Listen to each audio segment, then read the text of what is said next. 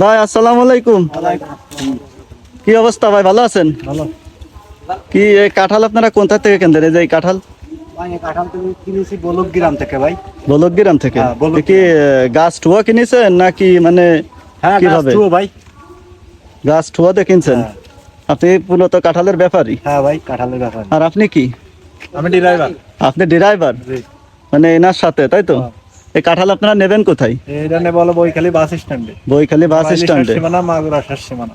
ও, তাই আপনারা কতদিন ধরে এই কাঁঠালের ব্যবসা করতেছেন? এই 5-7 বছর। 5-7 বছর? হ্যাঁ ভাই।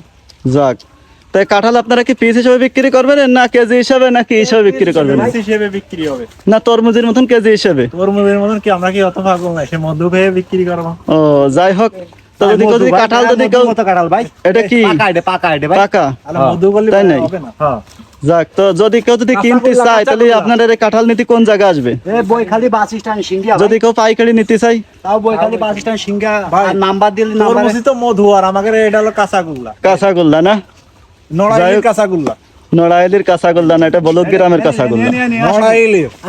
যাক, আমাদের খুব সুন্দর হয়েছে, নিয়ে যান তাই। আচ্ছা ঠিক আছে ভাই, ধন্যবাদ ভাই আপনাকে। ঠিক আছে, তাই ভালো থাকবেন। আচ্ছা ঠিক আছে। ভাই আপনার নামটা জানো কি? আপনার নাম আমার কি? নাম ভাই আশরাফুল। আপনার নাম কি ভাই?